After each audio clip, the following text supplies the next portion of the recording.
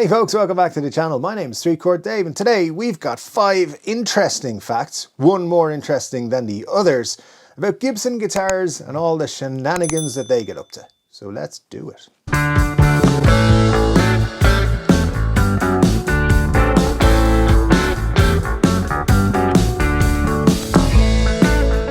Yes folks, thank you for joining me for 5 interesting facts about the Gibson Guitar Company.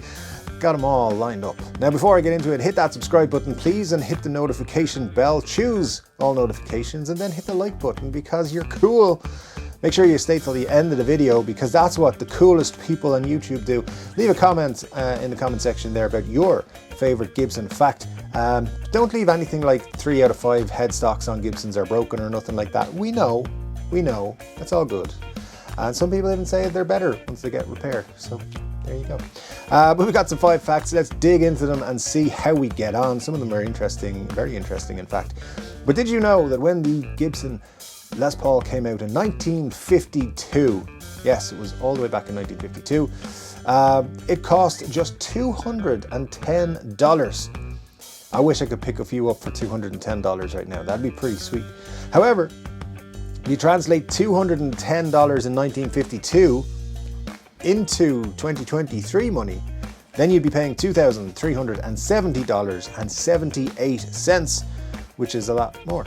So as you can see, they were quite expensive for these guitars. And if you wanted to buy a 50s Les Paul Gold Top with P90s from Sweetwater now, it costs you $27.99, which is a little bit more than the natural inflation that has happened. So Gibson's still costing a lot of money.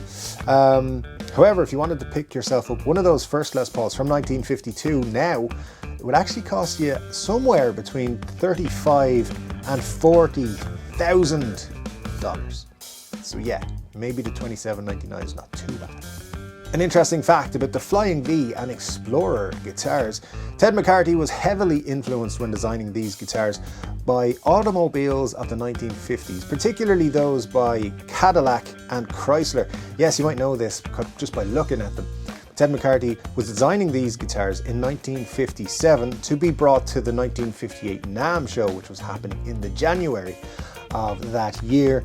So he was going through, he had some time on his hands, and the accusation had been thrown around by none less than Leo Fender that Gibson were just boring and not doing anything new. And Ted McCarty was like, oh, we'll show you, Mr. Leo. And he came up with these designs along with the Moderne, which blew people away. And yeah, there you go. That is the story of the Flying V and Explorers being inspired by cars, which I like. Interesting fact number 3 about Gibson is that the serial numbers on the back of the headstock of guitars didn't arrive until 1953 when a 5-number system was introduced and inked on the back of the headstocks of the guitars, which means those 1952 Les Pauls, by the way, have no serial numbers on them, but there you go. Yeah, Gibson started making instruments, of course, in 1902 when Orville Gibson started making mandolins in his workshop in Kalamazoo, Michigan.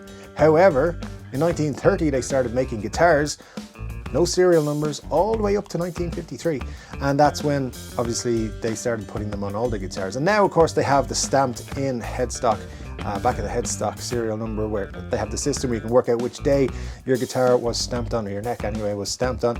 And yeah, that was the start of it, 1953, but a lot of Gibson instruments made without serial numbers before 1953. Now there's a couple of steps to interesting fact number 4, because here it is. Les Paul did not agree with the Gibson hierarchy quite a lot. In fact, he would argue and complain about the design of the Les Paul guitar. In the prototyping stage, he would go back and forth with them on changes and things that were made. And when they made adjustments to what he had said after he'd put in his plans, he was not happy with that. And when the guitar was actually released, he was still unhappy with the neck pitch and the bridge in particular. So that had to be changed, and was changed because of his input. However, there is this common story that Les Paul hated the Gibson SG, and it's not true. In fact, Les Paul had done interviews in years before his passing saying that he didn't hate the SG, in fact thought it was quite a good design, The double cut was something he was impressed by, and the lightness, he knew people would want a lighter guitar. However, he did say that the guitar could never repeat the sounds of the Les Paul because it didn't have the thickness for the sustain that was developed in the Les Paul, and you could move the neck when you were playing it, which meant you get vibrato, and he did not want that from holding the neck too tightly.